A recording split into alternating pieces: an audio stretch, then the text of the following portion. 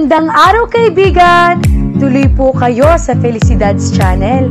Sa mga kwento ng buhay at pag-ibig na hinalukay sa natatagong baul ni Felicidad. Pero bago po tayo magpatuloy, huwag niyo pong kalilimutan na i-like ang video, i-subscribe ang channel, at i-click ang notification bell para lagi kayong updated sa mga parating pa na upload.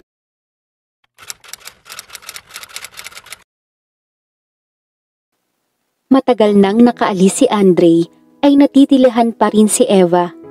Hindi siya makapaniwala sa pag-uusap na namagitan sa kanila.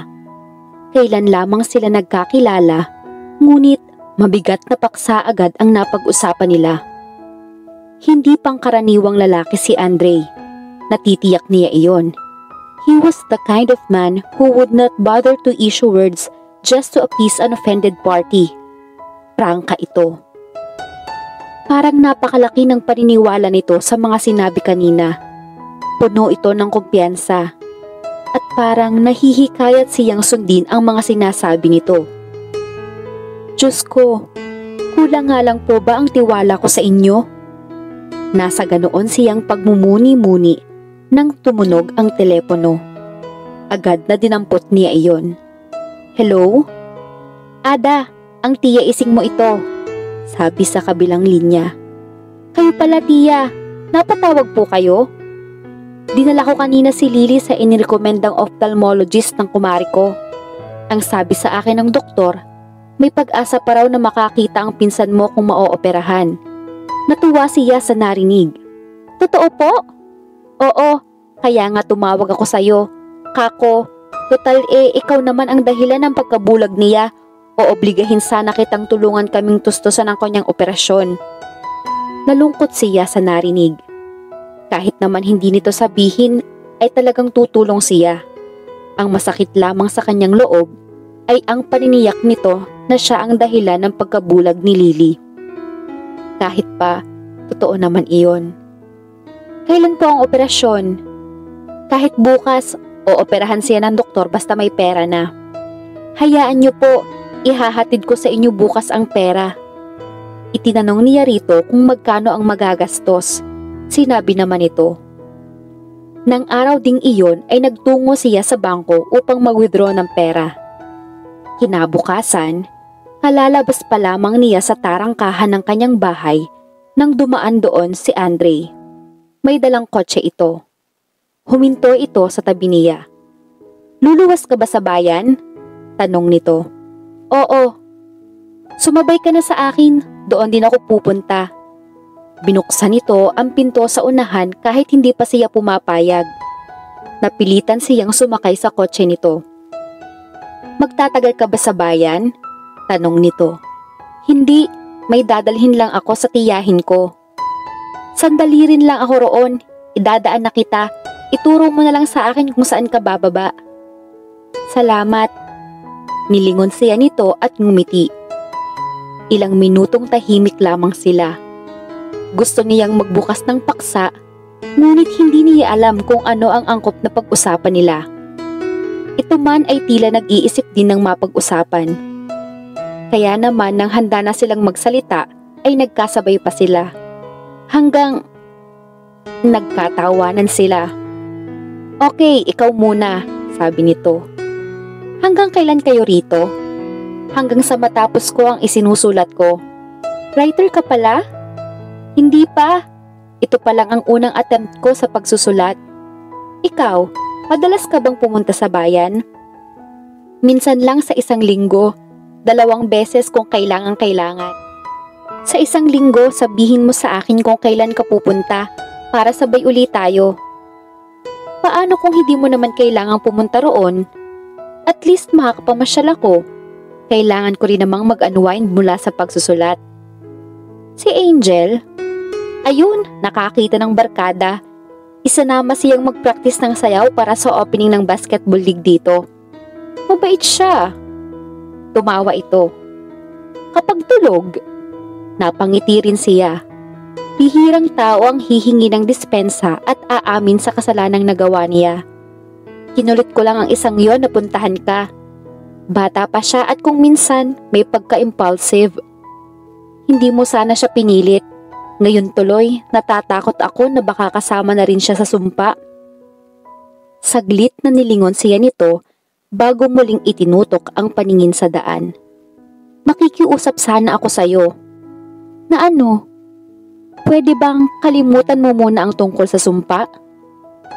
Pwede kitang sundin kung sarili ko lang ang sangkot sa sumpa. Pero ngayong may pruweba ng ang taong lumalapit sa akin ay nadadamay rin, hindi ko iyon maipagwawalang bahala. Kailangan niyang sabihin iyon. Kailangang iligaw niya ito sa katotohanan upang manatili ang kanyang lihim.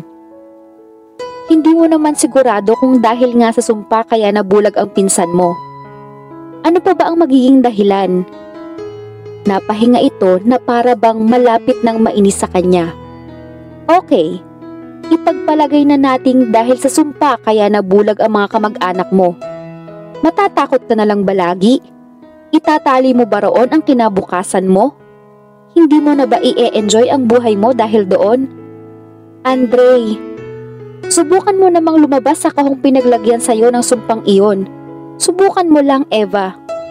Makikita mong maganda ang buhay, na maraming regalong ibinibigay ang Diyos sa araw-araw na nagsasabog siya ng kanyang mga biyaya. Napabuntong hininga siya. Ang hirap naman ang ipinapagawa mo. Bakit magiging mahirap? Paano ko aalisin iyon sa isip ko? Ngumiti ito. Tutulungan kitang magdasal at tutulungan kitang makalimutan ang sumpa. Bakit parang napakalapit mo sa Diyos? Dahil naranasan ko na rin kung paano maging malayo sa Kanya. Mahirap, Eva. Mahirap kapag sarili mo ang ginawa mong Panginoon. Madalas na mali ang mga desisyon ko noon. Bukod doon, ay hindi maganda ang pakiramdam ko kapag wala akong pagsasaalang-alang sa kapwa ko. Parang may malaking kulang. Hindi niya nagawang ikubli ang paghanga rito. Iba ka sa ibang mga lalaki. Alam mo ba yon? Kung nakasama mo ako nung kaedad pa lamang ako ni Angel, hindi mo sasabihin sa akin yan. Siyempre, hindi naman tayo perpekto. Nang huminto na ang kotse nito sa lugar na itinuro niya, ay hindi umalis ito. Bakit? Tanong niya. May sasabihin ka pa? Hindi naman nagmamadali ang lakad ko. Okay lang ba sa'yo kung samahan muna kita? Napangiti siya. Gusto pa niyang magtagal ang pagkukwentuhan nila. Kung hindi ka ba maaabala, bakit hindi? Nakangiting lumabas ito ng kotse. Lumigit ito sa passenger side upang ipagbukas siya ng pinto. Kakaiba ang tinging ipinukol sa kanya ng tiya ising niya nang ipakilala niya rito si Andre bilang isang kaibigan. Hindi na lamang niya pinansin iyon. Wala siyang dapat ipaliwanag. Totoo naman na kaibigan niya si Andre. Bagong kaibigan. Iniabot niya sa kanyang tiyahin ang sobrang naglalaman ng perang kinuha niya sa bangko. Tiya Ising, ito na po ang ipinangako ko sa inyo para sa operasyon ni Lily. Mabuti naman, tatawag ako ngayon sa ophthalmologist niya para ma-schedule ang operasyon. Kumusta naman po si Lily? Mabuti naman, naroon siya sa kanyang kwarto. Pero, pagpasensyahan mo na sana kung hindi kita mapasilip sa kanya. Mahirap na kasi. Baka mabulilyaso pa ang posibilidad na gumaling ang kanyang mga mata. Alam naman natin na ikaw ang may daladala ngayon ng sumpa. Muli, nadama niya ang masakit na sundot sa kanyang kalooban dulot ng sinabi nito. Naiintindihan ko po, Tiya Ising. Sige po, magpapaalam na kami. Siya, sige. Salamat na lang dito sa ibinigay mo. Panay ang iling ni Andre habang palabas sila ng bahay ng kanyang tiyahin. Bakit? Tanong niya. Tiyahin mo ba talaga yon? Oo naman, kapatid siya ng nanay ko. Hindi kita masisisi kung bakit ganoon na lamang ang pag-iwas mo na may lumapit sa iyo. Mismong kamag-anak mo, nagpapakita ng rejection sa'yo. Hindi ko rin naman sila masisisi. Napatunayan nila na totoo ang sumpa. Bakit hindi mo subukang i-renounce ang sumpa? Napatitig siya rito. Kaya kasi nagkakatotoo ang sumpa ay dahil pinaniniwalaan ito, niyayakap. Pero kung itatakwil mo, natitiyak ko sa iyo na makakalaya ka sa sumpa. Hindi ko maaaring gawin ang sinasabi mo. Bakit naman? Pasensya ka na, hindi ko pwedeng sabihin. Naging tahimik na ito pagkatapos niyon. Nagkwento lamang uli ito nang nasa parke na sila. Doon sila tumuloy pagkatapos nilang magpunta sa isang forwarding company. Ito ang namiss ko ng matagal na panahon. Sabi nito habang patungo sila sa lagoon na ang magkabilang pampang ay pinag-uugnay ng isang magandang footbridge. Ang pamamasyal sa park? Ang pamamasyal mismo. Noong bata pa ako, madalas kaming mamasyal ng pamilya ko. May park sa Quezon City na paborito naming pasyalan kapag weekends. Nagdadala kami ng pagkain at nagpipiknik sa damuhan. Kung minsan naman, pumupunta kami sa farm ng lolo ko sa Laguna. Ang mga bakasyon ko roon ang pinakamasasayang parte ng kabataan ko. Halos araw-araw akong naliligo sa ilog. Naranasan ko pang mahulog sa kalabaw. Kapag naman tag-ulan, namimingwit kami ni lolo ng palakang bukid. Mabilis na lumarawan sa kanyang isip ang kamusmusan nito. Malamang na malikot at masayahing bata ito. Gusto kong mainggit. Hindi naging kasing kulay ng kabataan mo ang sa akin. Masaya rin naman ako dahil malaya ako habang nasa amin ako. Makakapanghuli ako ng mga tubi at paru-paro. Nakakaligo rin ako sa ulan. Pero hindi ko naranasang makipaghabulan sa mga kapwa ko bata. Sa school, laging nasa likuran ang upuan ko. Kapag may nakikipagkaibigan sa akin, hindi nagtatagal. Kasi kapag nalaman ng mga nanay nila, pinalalayo na sila sa akin. Wala man lang ginawa ang mga magulang mo para maging normal ang buhay mo? Hindi ka nila inalis sa paaralang iyon? Hindi kami maaaring umalis. Bakit? Kasama iyon sa sumpa. Malungkot na sagot niya. Sumpa na naman, reklamo nito. May ipapakiusap ako sa iyo, Eva. Ano yon? Tulad ng sinabi ko kanina, pwede ba nating kalimutan ang mga bagay na may kinalaman sa sumpa? Kahit ngayon lang? Napabuntong hininga siya. Imposible ang hinihiling nito, ngunit hindi na lamang siya umimik. Halika! Saan tayo pupunta? Bumili tayo ng pagkain sa restaurant sa mall at pagkatapos, dito natin kainin sa park. Parang piknik na rin, di ba? Nakangiting tumayo siya. Bihira siyang sumaya. Isa ang araw na iyon sa bibihirang iyon. Bumili nga sila ng pagkain sa isang fast food restaurant. Nang pabalik na sila sa parke, ay nakakita si Andre ng hinabing kayo sa tiyangge sa loob ng mall. Itinuro nito iyon sa kanya. Para mukha talagang piknik, sabi nito. Pumasok sila sa loob ng mall. Nang nasa harap na sila ng tiyangge, ay tinanong siya nito kung ano ang gusto niyang kulay sa mga tasseled blankets doon. Yung asal na lang para hindi dumihin. Hindi.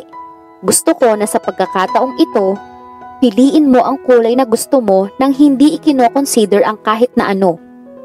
Naguguluhang napatitig siya rito.